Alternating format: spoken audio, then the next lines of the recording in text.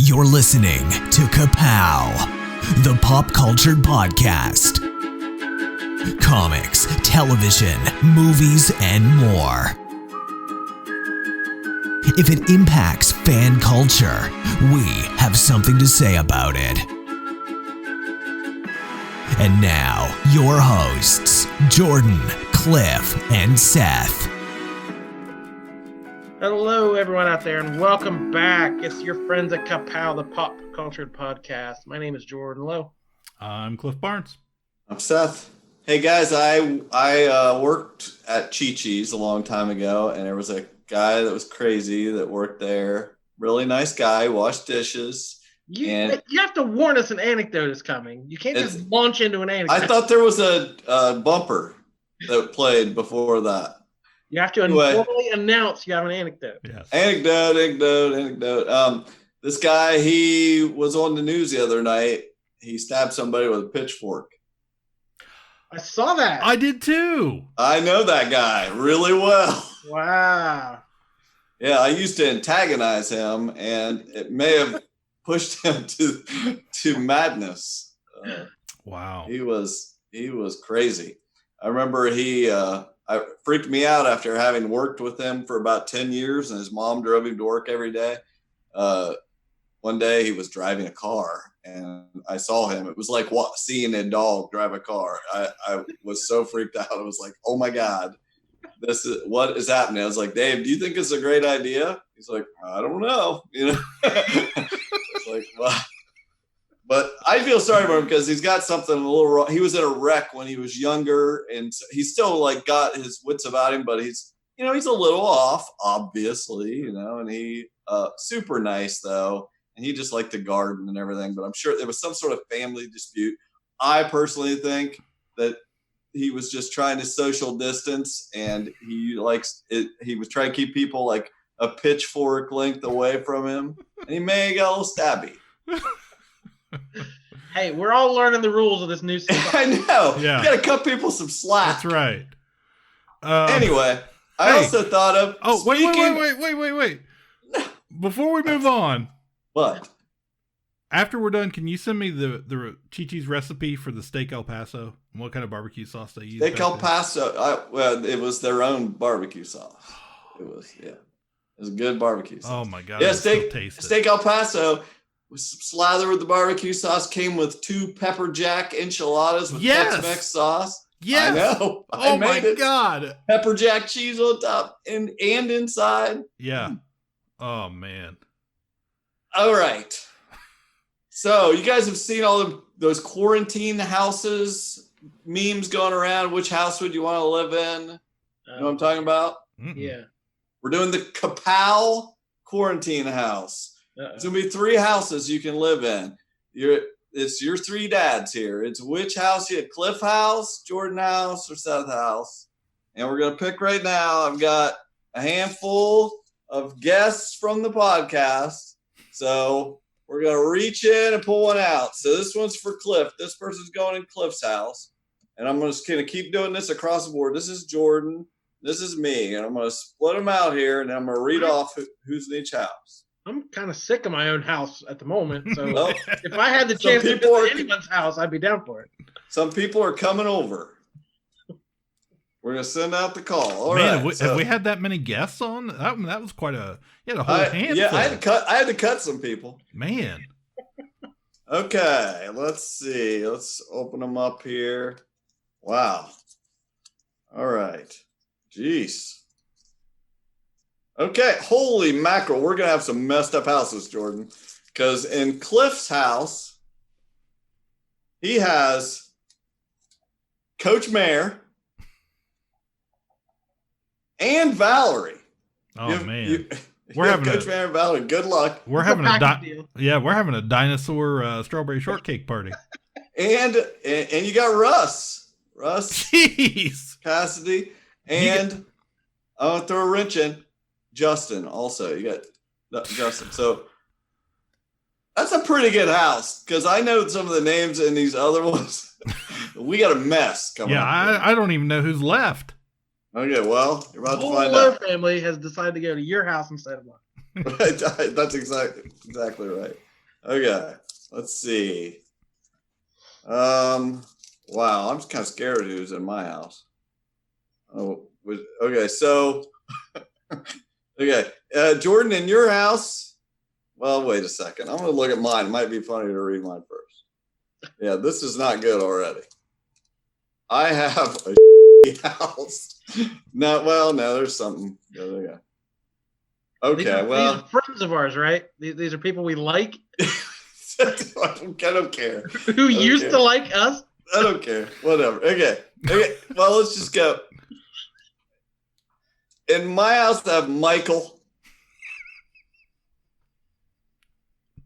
and Ronald P. Trump. Well, there's no way around that. Yeah. They're separate entities, though. Also, Bucky. Okay. And the bottlenecker himself, Remington. Well, Remington adopted Bucky legally, so right. They get their own room. Again, these are all package deals. It's all makes sense. Michael has to stay with Ronald P. Now, okay, Jordan, at your house, you have Jesse. You got Jesse. That's a good one. Mario. Oh no! Never forget Mario, our guest. He gives out. I heard he gives out mustache rides. So you have Corbin, the mystical intern. Okay. And Pompitos. Ma, it's a Pompitos party. We gotta go there. All right, so all you listeners out there, decide which house you want to live in quarantine with. See, that was fun. Yeah, let us know. There was a couple more choices, but that worked out evenly. So yeah. That's fun. I like all it. Right. What are we talking about? We got some news. I've been watching quite a bit of movies. Okay. Save Martha! Puny God. I'm just a kid from Brooklyn. I'm Batman. Kneel before Saul! On the roof! Said it yourself, bitch. We're the Guardians of the Galaxy. So what's it gonna be, huh? Long sullen silence? Or mean comment? Go on. You got me in a box here. Obviously, everything's changed. They're changing dates on everything. They said Mission Impossible 7 and 8 had been delayed, that was one of the first franchises that shut down in February. They were one of the first films to stop filming. So they've been delayed 6 months. From 7 came out July 21. This moved to November 21. And then 8 from August 20 and the 2022 to November of 2022. So these were big summer blockbusters are now fall movies. I don't know. I hope those dates hold at least. Yeah, if Venom 2 got delayed from October of 2020 to June of 2021, and we got a title for it. Yes. Venom: Let There Be Carnage. I love that title. You are the biggest Venom movie fan here.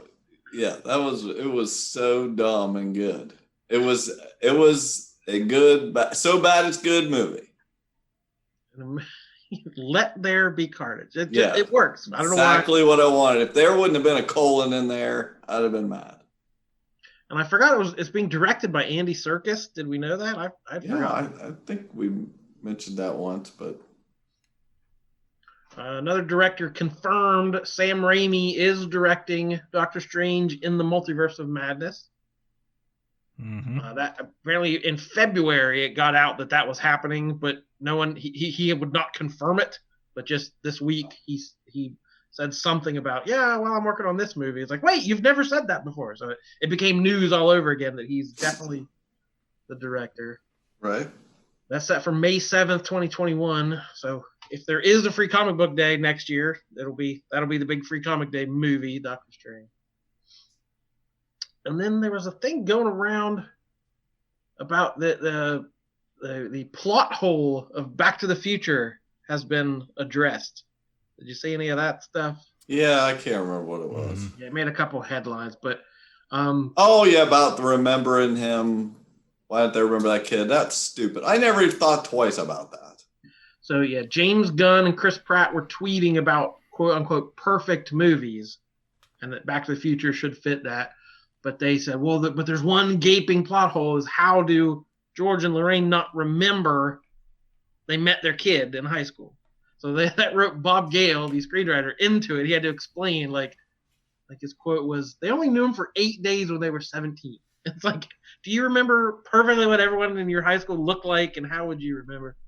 And he said he personally thought it would be more bizarre that they knew someone named Calvin Klein when he reached fame. But That just reminded me, I always thought the biggest plot hole, George would definitely remember the name Darth Vader. Yeah. So when Star Wars came out, what happens to George's head in that theater? When he, the most important moment of his life, when he is visited by an extraterrestrial from the planet Vulcan and told to follow his dreams. Does it like crush him? Does he think is this a lie or what? There's no way he doesn't remember Darth Vader. So I need Bob Gale to address that before I am touched. Well, submit your thing. First, make yourself a huge star or director so people will listen to you. Right, I forgot. We got to do that. And ask. You guys watching anything? Movies? Or anything? Movies. Sure. Some odd things. They put The Mask of Zorro on Netflix. I'd never seen it. Oh, and I heard some murmuring, oh, this is such a great movie. I was like, really? I skipped it because it didn't look like the original, like old school one, or Antonio Banderas. Okay. Tony Banderas and Catherine Zeta-Jones, which this was basically her first thing. This is like what discovered her when I looked at the IMDb on it. And Anthony Hopkins. I'd just never seen it. And it's totally fine. I think people kind of went crazy here when it went on Netflix. They were like, oh, this is so great. I forgot how it's fun, but it's silly. Portrait of a Lady on Fire, if you hadn't heard of that, it's on Hulu. It's a dramatic movie. It's very good. I don't want to spoil anything about it, but it's pretty good. And I don't know if there's anything. We watched, Apollo 13 the other day. Nick had never seen it. That movie's pretty square. Yeah. Yeah. I remember it as being really, it's a highly lauded movie and such a great movie about that mission. And then I watched it and I was like, man, it feels dated as far as it just has no edge whatsoever. It's so straightforward. Yeah, I watched First Man, about the Neil Armstrong movie. It was better than I thought it would be. I didn't expect much out of it, but and it's a real dark, sad movie. There's a couple of new movies out on HBO just debuted, including It Chapter 2. Yeah. We covered it pretty well when the original one came out. I don't remember any reactions to the sequel. I remember saying, I think I said on the podcast that the Stephen King cameo was good. And he made a comment about it. It was very meta, him giving James McElroy was kind of playing his character, saying he didn't like the way his books ended or whatever. Yeah, people kept dogging him for not being able to end the story. Yeah. The movie was 2 hours and 50 minutes. There are very few movies that need to be 2 hours and 50 minutes, and this was not one of them. No. Did you ever watch this one, Cliff? No, I saw part 1, but I haven't watched part 2. Okay. Yeah, it didn't hold my. I mean, 1 was, how many people dressed as Pennywise at Halloween, and like a huge event when 1 came out, but 2 just seemed to kind of come and go. I don't think it got quite the the critical love that one did. And HBO has Good Boys. I'm having a party tomorrow. You in? Yeah. Can Thor and Lucas come? They're so random. They're my best friends. We do everything together. There's so many girls at the party. You know what that means?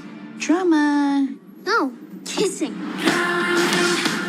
You do not want to go to Soren's party not knowing how to kiss. We could spy on my neighbor. She's a total nymphomaniac. She starts fires. No, she's a nymphomaniac. Someone who has sex on land and sea. This is what happens when you don't respect women. I respect women. My mom's my best friend. What about me? My dad's gonna kill me. Chill. This is how we get the drone back. Picture this. You took my bag. Don't get any closer. Oh my God, there's Molly in there. Okay, who's Molly? Because she's not with us. Sweet Jesus. Just give us our Molly. Nobody speak. Nobody get choked. We're not crossing a highway. Are we fifth graders or are we sixth graders? I am crack. I ain't lying. Kick a lion in this crack. Here's the plan. I'm gonna go to the party with a beer so everyone knows that I'm cool. What do you have in your pants? It's been like this ever since I was a baby. It's kind of embarrassing. I'm guessing you're not the popular kids in school. Nobody speak. Nobody get choked. Oh yeah. The sixth grade kids having an adventure trying to get to a party, sort of the very young version of Superbad or one of those type shows. Jacob Tremblay is the only kid I'd recognize, the kid from Room and Wonder. Adorable little kids doing dirty things, but not always quite knowing what they're saying or doing. So they're very naive about the world around them. So that, I don't know, it was decent. It wasn't the best comedy I've seen this year. We watched on Disney Plus. They added Disney Nature's Elephant. So we like these movies. This one was narrated by Meghan Markle, the Duchess of is it Sussex, something like that. So, anyways, Prince Harry's wife. But it was good. It entertained us. We like those Disney nature movies, so we were kind of excited when it popped up. Oh, hey, something different to watch during the quarantine. So, yeah, definitely recommend that. Well, I have a documentary you should not watch. Okay. Planet of the Humans. Oh. I saw Michael Moore on a talk show promoting this. And he was just the executive producer. He didn't really have a whole lot to do with it. It was a guy named Jeff Gibbs, who had worked on several Michael Moore's movies. But this Gibbs guy wrote and directed this whole thing. And it was in a few film festivals last year, but they just released it for the first time wide. It's on YouTube right now for free, the whole movie. I think it's about an hour and 40 minutes. So it was released on Earth Day. So this is a documentary about our planet at the moment. And our planet is not in good shape. And this was a super depressing movie. Its own website describes it as an eco-documentary taking a harsh look at how the environmental movement has lost the battle through well-meaning but disastrous choices. So Michael Moore is a very divisive figure, but I usually enjoy his documentaries. There's humor in them. He usually ends on an upbeat note of how, if we all come together, we can fix these problems, and it's just up to us to save the day. This is not that movie. This movie is not upbeat. It has no solutions. I will. You can't really spoil a documentary. The last shot of the movie, though, I will tell you this, is a dying orangutan laying on the ground, like gasping for breath. So if you can't handle that, this movie is not for you. But I wasn't quite sure what I was in for, but it was basically attacking environmentalists and saying it's either too complacent or the things they're doing aren't right. Like, wind and solar is going to save everything. Well, to build a solar panel, we have to use all this equipment and all these fossil fuels to install them and build them and the manufacturing of them. And then if you want them to store the juice, you got to build batteries that, it's the rare earth metals that, kids in Africa have to mine out of these mines with their bare hands. So there's like, it's these terrible tolls even the best green technology takes on us. And then it diverts into the like corporate side of things and how all the people making money off this, where if you can just say something's green, you know, they had a whole bunch of like press releases of, you know, the new Apple factory is 100% green energy. The new Tesla motors, you know, assembly line, it's 100% renewable. And it's like none of them are. They all have to feed into the grid because we just don't have the technology yet. So they're not truthful, but then they get all these tax breaks and there's all these kickbacks, and the people lobbying for this stuff are maybe don't have the best interests at heart. So it's all the same people pulling strings behind the scenes who are making money off fossil fuels can say, yeah, well, we're green now. We're going to make money off this. So it's really depressing, but there has been some backlash. It had over 1 million views in the first 24 hours. So it's become a topic at the moment. But there's critics have been calling it like eco-fascism, and that his only solution is population control. So there's like eugenic. He's calling for a eugenics experiment. We need less humans is the only way to fix the planet. So like, I don't know. It's the documentary is very harsh, but I can see there is some criticism that maybe not every detail is exactly right, and there has to be some hope out there. So I don't know. I'm not going to take it as gospel, but there's definitely been some controversy around it, and people saying, you know, it needs to be either re-edited or some things changed about it because it might not be 100% factual. But as just a piece of work to stir up emotion, it was very successful at that, as just a very powerful view of where we're standing right now. Well, that sounds like fun. Yeah. It was a blast. You got you got anything else for movies? No? That's all right. You got any TV? Streaming? There's always TV. TV? Did you guys, either of you, watch Middleditch and Schwartz? I promise you that I can protect you from what's behind that door. Terrible things. Things that will scar you forever. I'm sort of turning Werner Herzog now. Yeah. Ladies and gentlemen, that is Thomas Middleditch. That's Ben Schwartz. We're Middleditch and Schwartz. Yeah! Everything will be made up on the spot. Every character, every sentence, everything in the universe. We don't know what will happen. We're going to ask the audience a question, a prompt, if you will, and that will be the inspiration for our show. Oh, no, I hit your microphone a little bit. Oh, no, I hit your microphone a lot of it. Are you best man? I don't know that we know. You're my best man. I need you to do me a favor. Yes. Your best man? Yes. It's my first semester of law school. A legally binding. I'm going to get an email when the job interview is. You're a gazelle. You're a gazelle and you want this job, don't you, gazelle? Are you hungry, you little gazelle? Show me what you eat. I don't want Show me what you eat. It is so good. I don't remember the last thing I just sat and laughed out loud the whole time watching it. Do you have any idea what it is? It's a Thomas Middleditch from Silicon Valley and Ben Schwartz from Parks and Rec, and they do a long form improv. They both worked in improv for years, and they've been working together doing this long form, it just improv of like almost an hour. There's 3 episodes on Netflix that they recorded and put out. They're all good, where they just have a audience and ask a question and get some information from a person, talking about something going on in their life. You get several facts about it, enough to come up with something, and then they just, improvise it on the spot for like the next 45 minutes, act out the story. The only props they have are 2 chairs, and they use them for so many different things. And they play like 1 million different characters. It's all made up on the spot. They change they'll each play characters the other person has played during it. They just keep going off of each other, and they're just fantastic. It's so good. I'm sure it isn't for everybody, but I'm so impressed by it, and I'm anyone that's skeptical about, you know, the made up on the spot.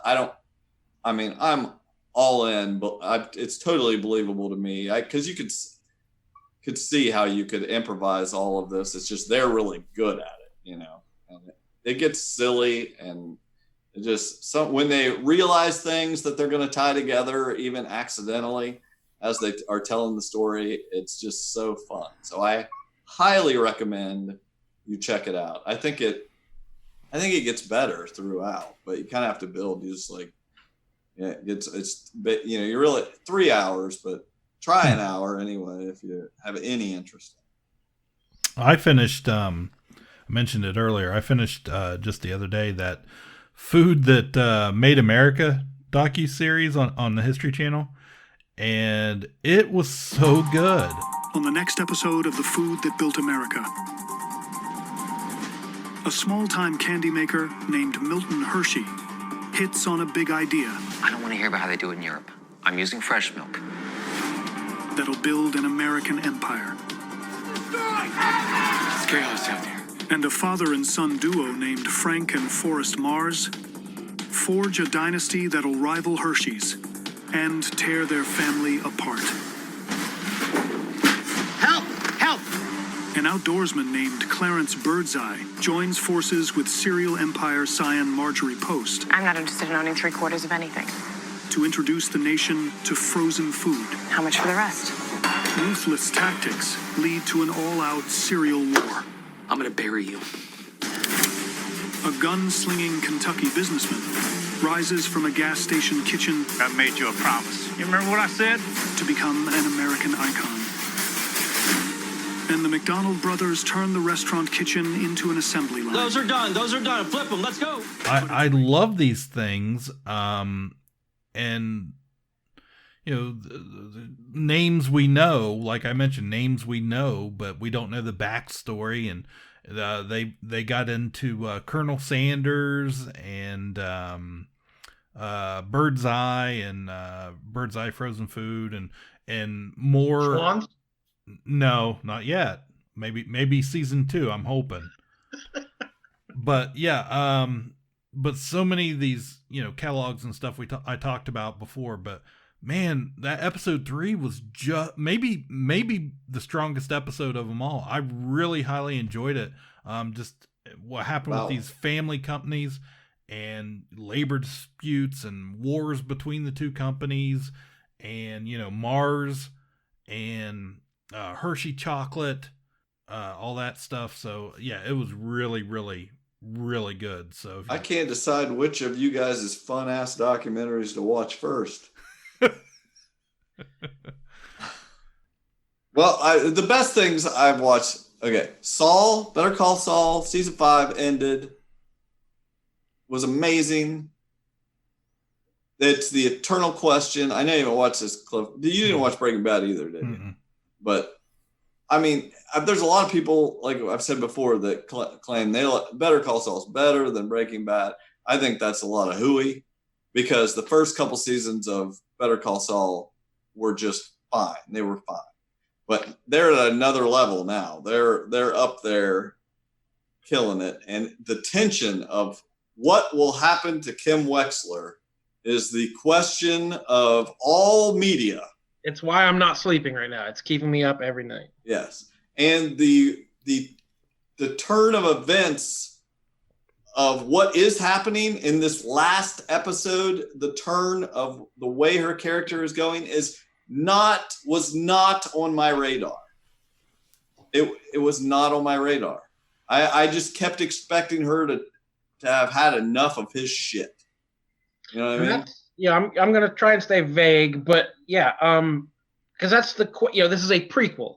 We all know where Saul Goodman ends up. Well, they introduce a love interest, so the question is automatically, what happened to her? So everyone's, did they kill her? Does she leave him? And then as this season has built, what happened wasn't out of left field. It wasn't out of character, but it was also just like, I never thought of that. It was a question we've been asking for 5 seasons, but never thought of this as one of the answers. Right. And until the episode before last, I thought this was the last season. I missed the announcement or something in January, or I forgot that there was going to be a sixth season. So I was like, how are they going to wrap this up? And so I'm thrilled. And they announced yesterday that they're going to have 13 episodes, supposedly. And if they can, everything works out, it's supposed to come out next year, but more than likely it'll be the year after that. But whatever. This is the show I am the most invested in. It's amazing. So good. I would have liked, knowing we have such a long way, I would have liked a little more closure on at least one of the side stories. Yeah. But we didn't get it. Everything's kind of left hanging. So we have a ways to wait, and it's the best thing on TV at the moment. Meanwhile, Westworld was announced. I thought this was going to be the last season, and I was totally okay with that. And now, not only is it renewed for a fourth season, there's rumors of a fifth and a sixth season. And I don't know if there's ever been a show more high on their own supply than Westworld. Like, I can't. I don't know if it's my mood and world outlook right now, but like the most recent episode, I almost fell asleep during it. I'm not invested in this anymore. I don't think I've watched the last 2 episodes. The twist that you guys, I don't know if you're caught up to the twist or whatever, but who the balls were, and everybody's had. Yeah, I'm not. No. We finally know the brain balls are called pearls. Yeah, but what I know, last time we talked about it, Jordan knew what at that time, I think, but I hadn't watched that yet. I liked that twist. Yeah. I thought that was good. So I'm still in there, and I haven't totally given up. But where could they possibly go from here? They've changed it each season. They followed this thread. It's like, where can you even go from here? It's going to be ridiculous, whatever it is. There's a show, Devs, I know I mentioned before, on Hulu, that kind of takes the same concept and does it. It's the Alex Garland, and it's just takes it in a much more subdued, chill way, and isn't all this crazy blockbuster stuff that Westworld wants to do. I don't know. Westworld, it was very heady and thoughtful, but there was also a story going on with action and heroes and villains. Like, they've kind of forgotten. So even if you didn't understand the plot or the time maneuvering, and I barely followed what was going on, but I still liked it because there was some interesting stuff happening. This season, it's all just theory and people trying to decide fate and all this stuff. And I don't know that especially the first season, the idea of loops, being stuck in your loop, like, what a great metaphor. Mm-hmm. And these characters are in this theme park, like, oh, it's such a great setting for these thoughts about life and structure of our lives. And this season's like, yeah, we're controlled by corporations, man. And it's like, it's such a generic metaphor that's just not landing for me whatsoever. Yeah, the emotion is gone from it, and they're too crazy. I'm still invested, but they need to straighten up. Straighten up, Westworld. I'm still watching. I'm still curious what happens. But this used to be the show you didn't miss, and now it's like, I guess there's a new Westworld on. Right. Yeah. I'll get to it. Well, you guys turned me a couple episodes ago or so. You guys turned me on to Dave on Hulu FXX. I really pulled the rug out from under you on this last episode. Wow. We weren't sure if it was a Cliff show or not. We were kind of on the fence on whether it was a Cliff show. So we love it. Okay. I kind of praised it through text this last the second to penultimate, I know what it means, episode of the season, episode 9 of this first season, and after I went crazy, I loved the ending so much. I told Nick, I was like, oh, I forgot. Dave, we don't this have time. Episode kind of hits all points. Like, yeah. I totally forgot about the thing that happened in the middle of the episode, but that ending, highbrow and lowbrow. Yeah. When that episode started, I can't stop. Dave, do it with me. I'm leaving. Have it your way. I know I'm late, but it's okay. No.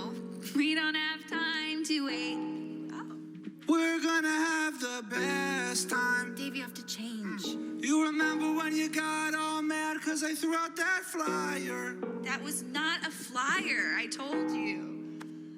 Yes, it was. No, it was. And they were doing the auto-tune thing. I was like, this is amazing. I was watching, I was like, I love this. Dance with me. Yes, of course, I love you, but we really gotta go right now. Fine, it was fun while it lasted. I know that's scripted, but they made it feel so organic anyway. That was high art. Oh my god. I just loved it, and I was like, that is really cool. That just them riffing, and it sounds really cool. Can I use this on my album as an interlude? The callback at the end, and just how everything had a different meaning upon replay was just fantastic, and his reaction to it. Yeah, I was blown away by that. Well, my DVR, I have it recorded an extra couple minutes because most shows cut off the end. So I had watched, at the beginning, I'm like, oh, this is fun. And at the end, I'm already feeling kind of emotional. And then the show ended, and I had already recorded the first few minutes of the episode again. Yeah. So that scene was on again. So I rewatched that opening scene.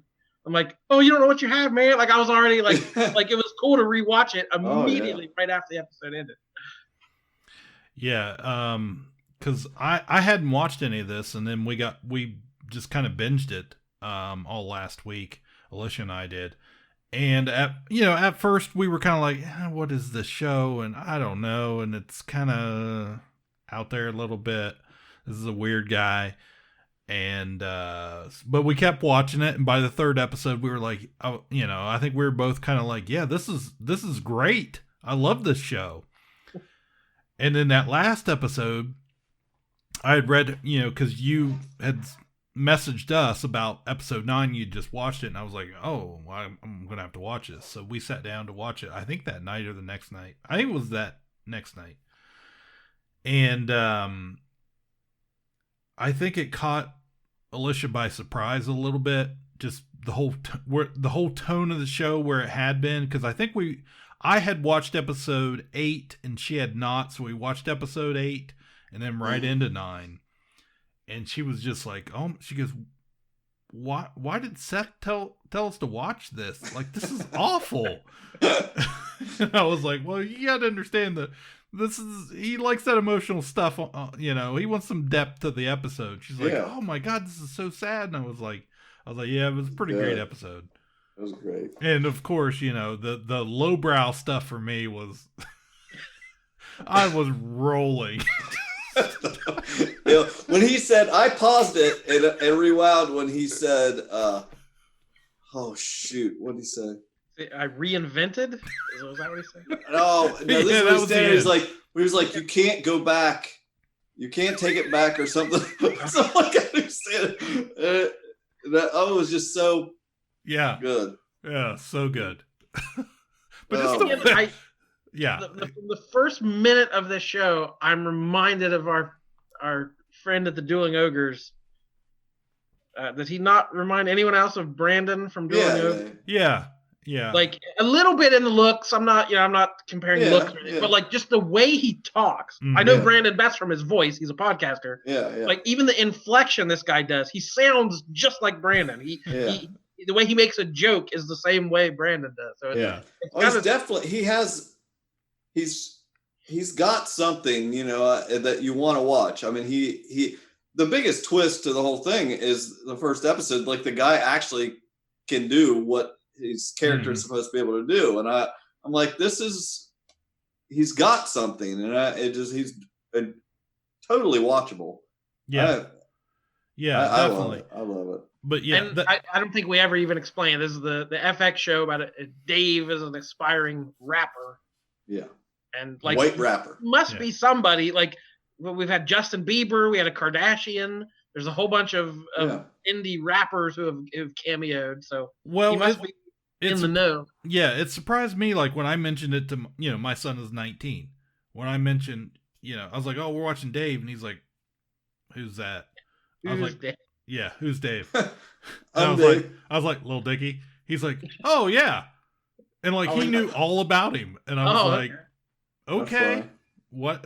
Sure, but that to me, beyond the comedy, is the interesting thing of like, is he Dave or is he Little Dicky? And it's navigating that world of trying to make yourself something else, but you can't be all things to all people. So there's some real depth to it. Yeah. And then just some very silliness and some raunchiness.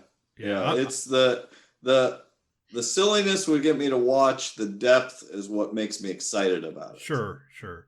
But that episode 8, when they're grilling out, they're cooking out, and the callback with the table. Yeah. Or just slowly sinks down. That was great. That was great. I was like, this is comedy greatness that I'm watching right now. Like that callback, I was just like, genius. Yeah, that was excellent. So funny. I was wondering, I did sit there and think, who thought of that? Like, who, they just drag that out and say, what can we do with this? Couple other new things I've watched that started. There's a show on HBO called Run with Merritt Weaver and I was curious about that one, whether it's worth a go or not. I'd wait. It's too early to make a call. So far, it's fine, not blowing me away. But the forever husband, Rich Summer, is on there. I saw his name in the credits, so I'm like, if things will get me to watch, it's Rich. All he is like a voice on the phone, and having spoken to him on the phone, I recognized him right away. But it's fine so far. I know I've heard that it kind of takes some twists and turns that you don't expect, but so far I'm not over the moon about it. The other thing I watched was that Mrs. America with Cate Blanchett. That was the next thing I was going to bring up. I haven't finished it yet. I think we watched 2 episodes. They released 3 in the first week, and then they'll do 1 a week, I believe. I watched the first 3. Yeah, it was good. Yeah, it was good. It's kind of telling a story about the Equal Rights Amendment in the 70s, and it's a lot of stuff. I don't know all these details. I mean, I'm sure they're taking some liberties, but it's an interesting perspective. She's very like on the Republican anti-ERA side. I assume that she'll become enlightened or something along the way, but I should hope so. It's very interesting. Got a great cast. Yeah. Oh yeah. Very good. Quality show. And I got back to the show Kidding, the Showtime show with Jim Carrey. Yeah. The second season came out a while ago. I had them all on my DVR, but hey, I'm getting this stuff I haven't got to. Yeah, well, did we have a Showtime drop we were supposed to play there? I got all the Showtime shows. The first season, this is Jim Carrey. He is a Mr. Rogers type children's entertainer.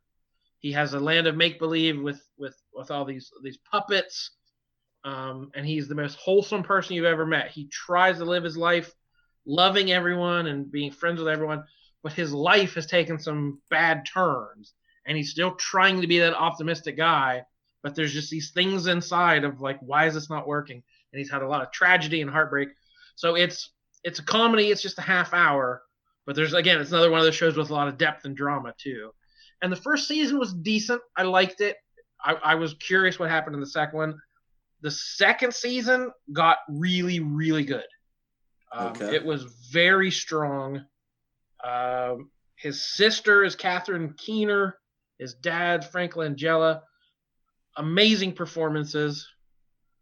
Judy Greer is his ex-wife, and she's normally a comedian, but she has some really strong dramatic parts. And there's an episode. This is the show. It's executive produced by Michel Gondry, Eternal Sunshine, Spotless Mind, and those kind of movies. So one of the 2 he directed this year. It was just an episode of his show.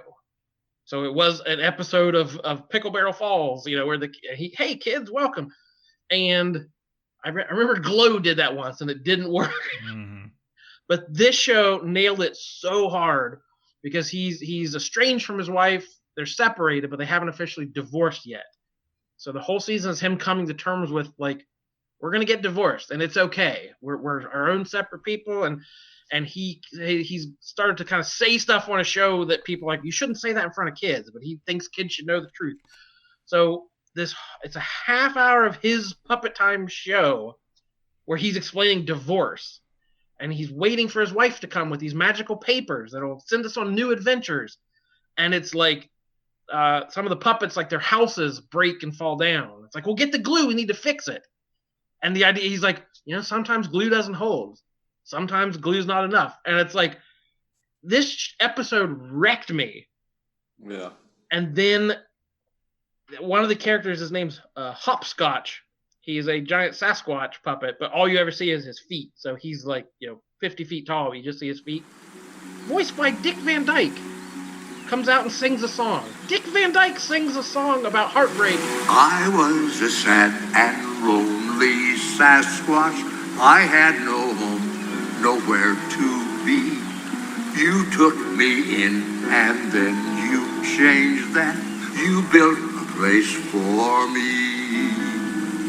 You hung the sky that I could stand in. You dreamed the canyon tree by tree.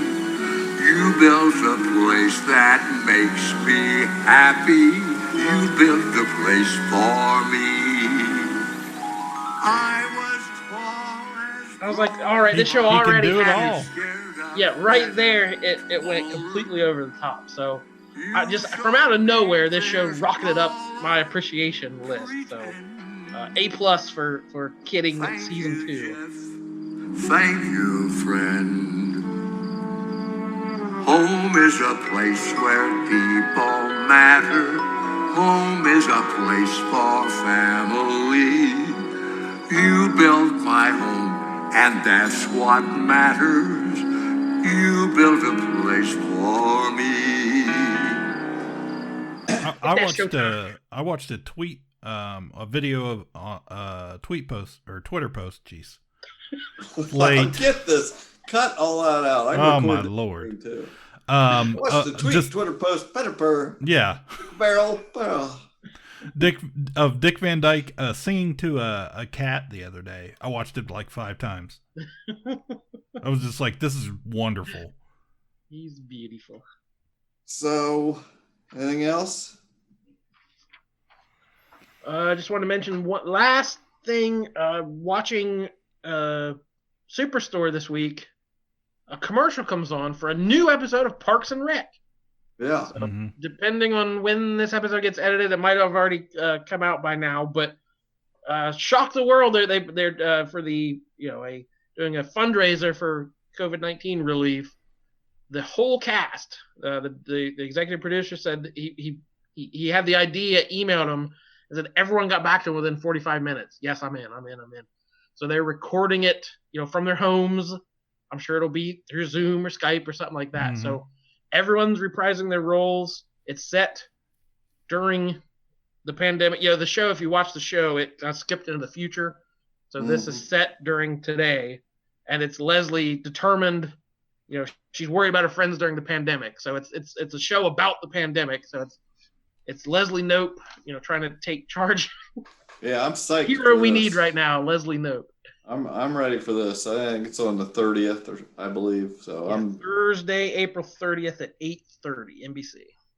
Yeah, I will be tuned in. Jordan, did you watch Conan's interview with Lin Manuel Miranda the other day? Yes. Yes, I did. Where Conan got him to just write a song right there on the spot, and he's like, Lin Manuel was like, so Conan, tell me what you did today. What was interesting? What was fun? And he's like, I don't know. I, talked to my kids. And so basically he wrote a song, Lin Manuel did, and played it just riffed it right off there, called Okay Boomer. And I just thought, man, it was great. Yeah. Conan's definitely been one of the better talk show performances of this moment, doing interesting things. He got that guy, that Jordan Schlansky, the producer who always likes the tournament. He got him one of those remote things you leave in your house when you're away to talk to your dog. Yeah. Shoots treats at them. So he can Jordan, I need this in your house at all times so I can keep track of you, and you can get I can talk to you and keep track of you. Yeah. Last thing I have is still watching Survivor. It's great. An all-time episode happened this past week where a player that should not be being overlooked had an all-time performance. Just did everything right. Even had obstacles thrown at him. People tried to really mess up his game, and he pulled off things that were just unbelievable. I think he's going to get voted out because he just had such a great showing, but it was awesome if you're a fan of Tony from Kage-On. And the last thing is the Michael Jordan documentary that they're putting out a couple every week for the next few weeks. I think there's going to be 10 episodes, but they had the first 2 episodes last Sunday, and it should be every Sunday, a couple more, just telling, all framed around, it's called The Last Dance, all framed around the last season that the group was together for their final championship. And in 97, I believe. And it was just, it's all framed around it, but it goes back through the history of Michael Jordan and the Bulls. And hot take. What? I hated those teams. Those teams? The Bulls. I'm not a Jordan fan at all. Yeah. Where do you stand on Scottie Pippen? Same. I didn't like any of those guys. Well, then I don't watch this. I'm not. But the rest of the world was into it. Did even you if like you Jordan? He's amazing. He's cocky, but he's great. I like the Bulls. I like the Bulls. I like the Celtics. I like the Lakers. All that back then when they were those teams. I loved them. Yeah, the Celtics and Lakers were great in the 80s. That was what I cut my teeth on in NBA basketball. I love those Showtime Lakers teams. Magic Johnson. To watch this and a young Jordan coming in and playing against them and playing against his own management, that didn't want him to make the playoffs and, all that, limiting his minutes so they wouldn't, and him still finding a way, and things are just phenomenal. It's a great story to watch. All I'll say is he never won anything until all those teams were past their prime. The Celtics, the Lakers, the Pistons. He barely got by. Hot take, and Cliff brought it tonight. He barely got by the Cavaliers a couple times. Yeah. And I watched a little bit. I caught some of the second episode. It was like the injury in his second year. Yeah. Him coming back from that. It was interesting. And you said, the footage of him just slicing through defenses and the ball rolling off his fingertips. It's pretty. No matter what you think of him, his play was pretty. But I've heard he is one of the producers of this, or his company. So it's not an objective look at warts and all, Chicago. It's it's going to paint him in the best possible way. Oh, yeah. Oh, so they're not going to mention him betting on basketball and why he had to leave and go play baseball? Yeah, and somebody was joking, I forget which, I was that Jesus and Mero show on Showtime. You should check it out. Yeah, that's a good show. It's great. Never heard of it. But they were showing the clip from it of him talking about, they were called the Cocaine Cowboys or whatever. Yeah. He's like, I walked into a room and I'd never seen anything like that before. It's really, Michael, you didn't partake in any of the excesses. So it's going to paint him as the saint, and the marketable guy. Hanes Underwear can still hire me. They're not going to. There's not going to be any dirt. But I will say, he has a lot. He gives a lot of credit to other people too. He has a lot of love for the people on his team and stuff. So I like what he had to say about Scotty, and I like that they were showing the things that Scotty had to go through and how low paid he was. And, it's just, you're right. It's not going to be, it's not an expose. This is a feel good story of how management was terrible and, made this team be finished. What good's a documentary if it doesn't make you want to curl up into a ball? Exactly. I'm sorry I wasn't able to finish it off with the trifecta of, sad, hard-nosed documentaries here. I don't know if that's the way you would explain. I don't know if that's how you'd explain the food, Doc. No. That's how I heard it. All right. Yeah. All right. Thank you, everyone, for listening. We hope you're staying safe out there. We hope you're following all the guidelines. Keep a distance. Wear a mask. Be Drink your cool to each bleach. other. Be patient. Drink your bleach. Stick your flashlight up your butt. Whatever it takes. No, we're gonna have to come out and put it like an asterisk. Like, No, does not recommend. They'll be dead already. All right, so let us know what house you want to live in. Yeah. Yes. Come hang out with me and Jesse and Pepitas and Corbin. I got to tell you, I don't know about my house. I don't either.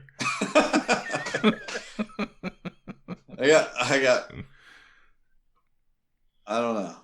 When I saw your house, Cliff, I was like, we're in big trouble. Yeah. You had all the people. That's right.